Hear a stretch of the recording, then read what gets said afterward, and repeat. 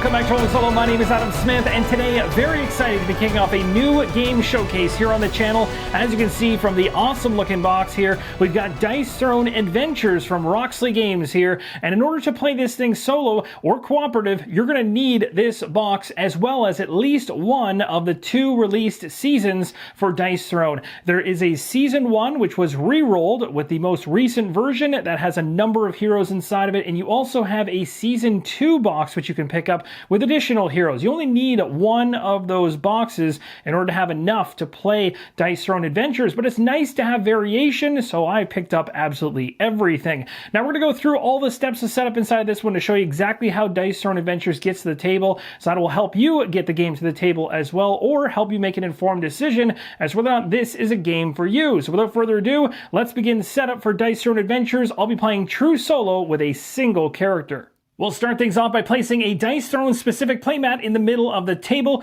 This is where the dungeon is going to be housed. We'll be setting that up a little later on. Worth mentioning, this playmat is not inside the Dice Throne Adventures box or any of the season boxes. You have to pick this one up on the side. The very first official step of setup is to choose your difficulty. We have normal difficulty here and veteran difficulty here. If you are new to Dice Throne Adventures, start with normal difficulty and later start to expand out into veteran difficulty once you're more experienced. I selected normal difficulty and it states on the card scenario score 20, which ties to the campaign scoring sheet. In the top right section of the scoring sheet, you'll note difficulty level and scenario score. You'll fill those in from the card we just selected moments ago. You'll also see team name, player names, based on the number of players that are playing. If you're playing solo, it'll just be your name. And then underneath your name, which hero you're controlling. Again, you can go ahead and control multiple characters solo if you wish. I'll be playing true solo, controlling just one. So now let's talk about character selection. I'll let you know exactly which character I'm choosing. Something else to note, there's a lot going on this campaign scoring sheet, but you don't need to worry about this until you get to a scenario conclusion on page 12 of the rulebook. It'll go through all of what you need to know, and we'll touch on this when we get to the tail end of the showcase. A final thing to highlight on the campaign scoring sheet before we move on is starting salves. I'll be coming back to this later in the setup as we begin the scenario with 2. The hero I've chosen ties right into the playmat that you likely noticed from the very beginning of the video. This is a pirate-themed playmat. I'll be controlling the Cursed Pirate, a very dynamic and unique hero inside the game. Looking forward to showing you how this one flows and operates. We'll go ahead and set this Cursed Pirate up in just a moment, but first we need to finish the game area setup.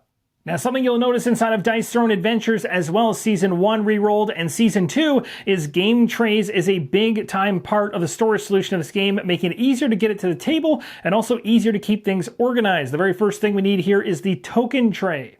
And this tray houses a number of tokens to be used as part of your adventure. The next item to find is the loot table. It is double-sided. Boss loot on one side, regular loot on the other. This is the side you're going to want to see face up. Place this nearby. For me, I'll place it on the top right-hand corner next to the token tray. We now move on to setting up the card caddy tray. You'll see separate sections for different types of cards. So here we have the monster-specific cards in various tiers. We have scenario cards at the very back. We have the boss decks all laid out with dividers in between, keeping things nice and organized. Loot cards right here, going from common to rare to epic to legendary, and then the environment tiles are across the back. So once your card caddy tray has all been organized, this next step is a breeze. You're simply going to go ahead and take each of the decks out for each of the levels of minion cards. I've taken out level 1 right here so you can see an example. You'll shuffle these level 1 cards, place them back inside next to the divider, move on to the next tier, which is the blue, tier 2. Do the same thing for this deck, then for 3 purple and 4 orange. And you'll see that same color pattern as it goes through the loot as well. It goes from green all the way through to orange. Common, rare, epic, and legendary. They each have a deck. I pulled out the common loot right now. You'll be shuffling each one of these decks individually, place them back inside the divider. Same thing for the environment tiles. You'll have varying types, again, following the exact same color pattern from 1 all the way up to 4. Again, these will be randomly selected when you set up your dungeon, which we'll be doing very soon. The last step of the game area setup is going to be digging around inside the card caddy tray to find the scenario divider. I placed mine at the very back, and behind it, we've got a number of scenario specific cards. You're going to be finding the ones with the 1 in the top left-hand corner. There are 4 of them. You'll place them face down on the table so you do not get to see what they are. Shuffle them around and select one at random. Here's a look at the Scenario 1 card, which I randomly selected. Again, you'll have 4 cards for Scenario number 1, the back of the card you're seeing right now, and an example one right here. This just shows you exactly what it looks like on the backs. You'll find 4 of these. They'll be face down on the table, shuffle them around. Flip one, and that's going to be exactly how your dungeon will be set up. We'll be moving into that setup in just a moment, but for now we're going to shift over to the player setup and get the Cursed Pirate to the table. Now for those curious, here's a look inside the game tray for this specific hero. Every single hero has one of these trays that houses areas for tokens, dice, cards, dials, and basically their large character board as well as any additional reference material for the character. It's got everything compacted into one box, making it really easy to just select a character, throw it on the table, and get going. Now when you unfold the player dashboard for the Cursed Pirate, this is what you're going to see. This is also the side you're going to want face up. There is another side. I'll show you that later on when we get into gameplay, but this is the side you'll be starting on. Now find your hero's health dial, and you're going to set this dial according to the actual scenario card you selected earlier. You'll see in the hero setup section for 1, 2, 3, or 4 players how much health you should have to start. In this case, the Cursed Pirate is going to start with 35 health. The Cursed Pirate's health is locked in at 35, and we also gain 1 loot die, which is a D20. Our hero also obtains a Portal Crawl turn order card, which has information on the front, as well as the back, which relates to the boss battle. Now you're going to want to find your hero's combat point dial and set it to 2. As well as your hero's dice, there are 5 of them inside the tray. Next, find the reference sheet which ties to your hero. Place that to the left-hand side of your dashboard. This contains very useful information like complexity level, weapon of choice, bio, credits, hero setup instructions, and some of these I've already followed, and we'll be talking more about others in a second. Components, frequently asked questions, which is really handy for any nuances within the character's gameplay.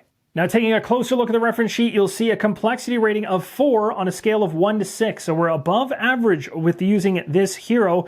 Weapon of choice is a cutlass. Bio is here. If you wish to read, you can pause the screen. Credits here as well below a hero setup that says, before you start the game, you gain 3 cursed blooms and place your hero board human side up. So we've already done the human side up part. We'll talk more about the opposite side of this dashboard later on. Components, we know we have everything as I've already double checked this. Now the frequently asked questions section is really handy. You can pause the screen to read this right now if you wish to get accustomed to some of the rules.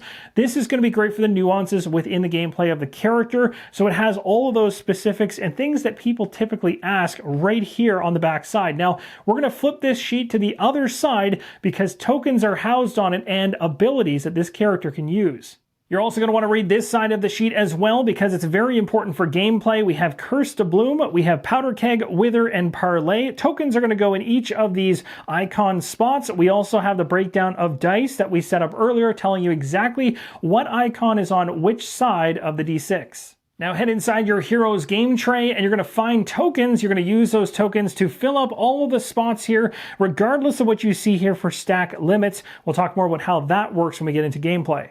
Now before we move on with setup, remember the special setup instructions for this character said to place 3 Cursed Doubloons right on the Cursed Pirate. So I've gone ahead and done that. It's right here in the center of the board. So the actual stack of tokens for Cursed Doubloons is a total of 6. 3 of them will start on your Cursed Pirate. The other 3 will be on the reference sheet. Now find your hero's cards, shuffle the deck up, and place it to the right of your player dashboard. It's worth mentioning the sleeves do not come inside any of the boxes for Dice Throne. They have to be purchased separately, just like the hero-specific playmats, which you can actually pick up in order to enhance the look of the characters that you're controlling. We're all set up on that side of the table. I've moved my Portal Crawl turn order card on the right-hand side as well. This is going to be the discard pile for any cards that we use as we go through gameplay.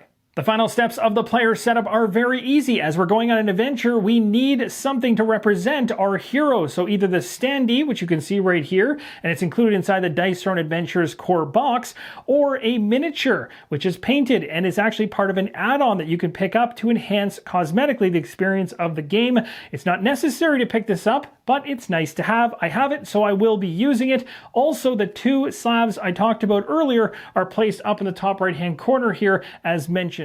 At this point, we transition to the final area of setup, the scenario-specific setup. Again, depending on which scenario we're playing. If we're playing anything odd-numbered, it's going to be a portal crawl. If it's anything even-numbered, it's going to be a boss battle. As a campaign consists of 8 scenarios, you're going to have 4 portal crawls and 4 boss battles along the way. Now, as we move into the Portal Crawl setup, there's a number of things we need to get out of the box. The first thing is the 4 minion decks. You'll remember that this was inside the large card tray that we set up earlier, so I won't be pulling these out because they're fine to be left inside. Just make sure they're within easy reach. You're going to be needing them as you go through. The next thing is the 4 enemy dials, which are these dials right here on the left-hand side. You're also going to need 2 sets of 5 Chaos dice. You'll see those off to the right. And then our team's gold dial. As you can see in the top right-hand corner of the Portal Crawl card, we have heroes set up. We have the health already taken care of. We've already distributed the starting salves. And next it says the starting gold for one player is going to be 15. I've already set my gold dial to 15.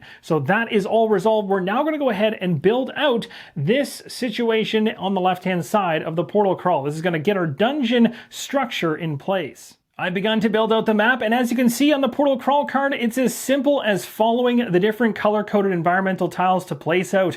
The very first 2 tiles you'll need, though, is the Crimson Sands It Begins tile, and also the Boss Portal tile. That's the orange one on the far right. Once you get those in place, then you're going to go through each of the level environment tiles. You'll take the stack, so level 1, for instance, face down, shuffle them, and draw out randomly the number that you need, and then place them in the slots as you need them. Then move on to 2, and then 3, and so on. Once you have your structure all set up, now you're going to go to that Portal Crawl card, and you'll notice there are certain tokens and icons across the map. We're going to place all those right now. I've now placed the 3 portal shards. There's one here, here, and one in the top right-hand corner. We also have loot chests of varying levels. We have 1 level 1 loot chest right in the center, and we have 2 level 2 loot chests on the outer side. We also have salves, and we have a few of them on the game board in various locations. And last but not least, our hero arrives, whether a standee or a miniature, at the Crimson Sands location. That's going to do it for this setup. Now, in terms of the objective, players must explore the Boss Portal tile, which is the orange tile on the far right,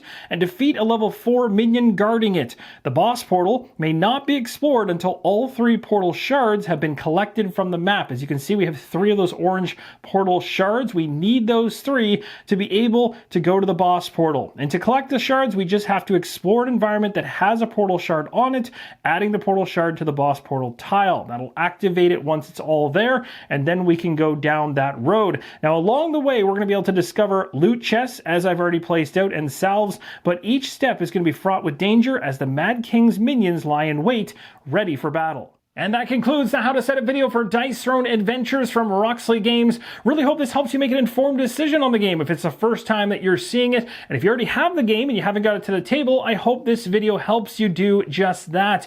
As you come back in the next video, we're going to dive straight into gameplay. I'll show you a number of rounds to show you how the game flows and operates, and then we're going to pick the speed up and see whether the Cursed Pirate is able to get through this Portal Crawl alive. Thanks again for watching, and as always, keep on rolling solo!